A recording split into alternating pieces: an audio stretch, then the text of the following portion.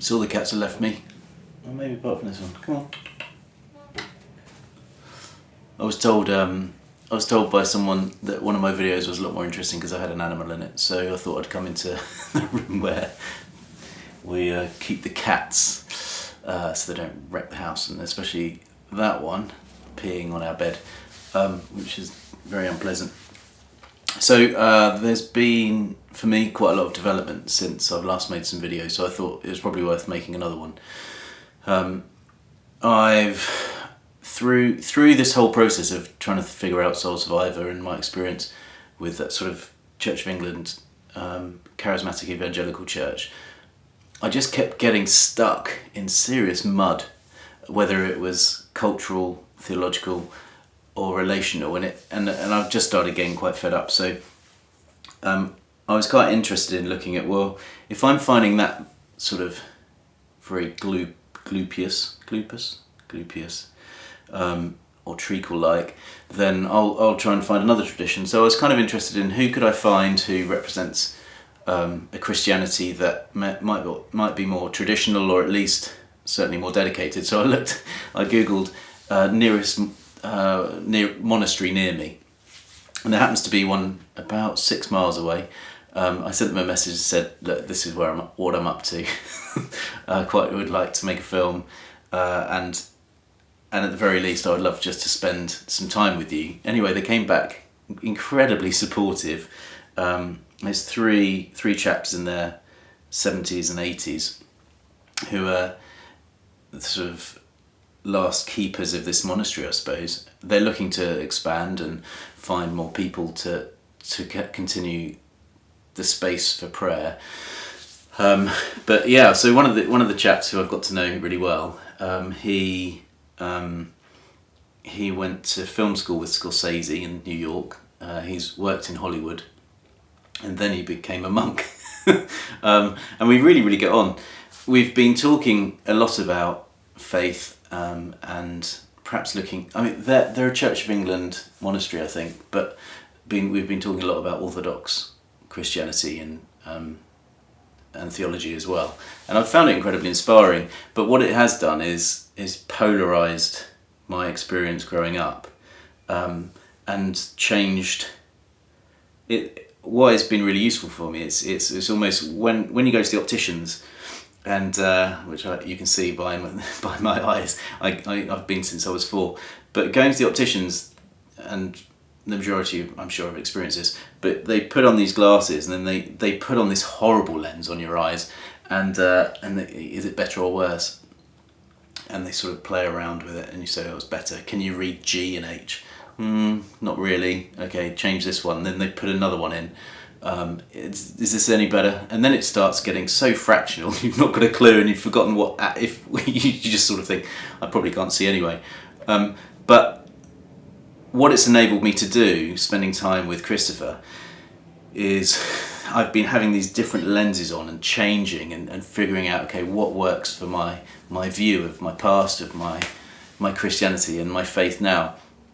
I thought, actually, this is kind of an interesting experiment that I think a lot of us could probably do anyway. There's been a reduction, I think, of what I'm doing now and calling it deconstruction. I don't really think that's the thing. I think I'm being more critical than that. I'm not looking at deconstructing my faith. I'm looking at thinking, actually, a lot of this stuff that I took as a given is inaccurate. I've been walking around with really dodgy lenses, and I don't see either the church correctly or the world correctly or my place in it correctly. So the point I've got to now with a film or with a podcast, still haven't figured that out, is really, we were told, and you read in the Bible, that we're disciples. And there's always that kind of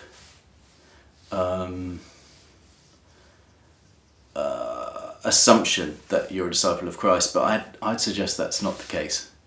With Mike Pilavachi and the team behind him, I think I was expected to be a disciple.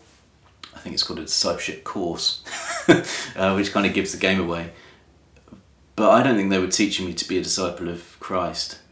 They were teaching me to be a disciple of Soul Survivor with the promise of being a disciple of Mike Pilavachi. When I then joined other churches, maybe even in America when I was there, in London certainly, these big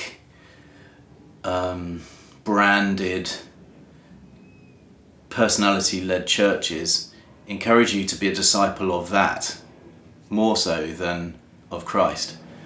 So I'm going to be looking into that. I wonder if a lot of us really have got to a stage where we're like, this isn't representative of what I know faith to be. I was kind of missold something, and now I kind of I want to take it back, but I don't have the receipt, and it's pretty worn out now. So I'm kind of going to look at a few things. So that's from my personal point. The other point is I want to look at is what on earth Christianity is at the moment. Why on earth is it being hijacked by sort of what Starmer calls the far right? What is it about Welby saying, he's not referring to church as church, but a new thing, or the new thing, or whichever it is. We're in quite an identity crisis, and I suggest that's because we've forgotten who we're disciples of. So I'm kind of in the process of figuring out the positive, which is I want to find more people like Brother Christopher, and I want to look at the negative or the historical aspects of what I know of the kind of revival-y, big Bible-y, front-led, big band, great stereo system culture that has actually been really destructive, and left a bunch of us in our 40s and 50s in a really odd place. And then in terms of the kind of ongoing regurgitation of that culture among people that are going to church still now. So I'm kind of wanting to look at both and in that process, for me, kind of go through a bit of a thing of, well, where is the value and where is the stuff that resonated with me when I was a kid that got me into wanting to work in churches and things. And then also now, you know, it's not changed, it's pretty basic.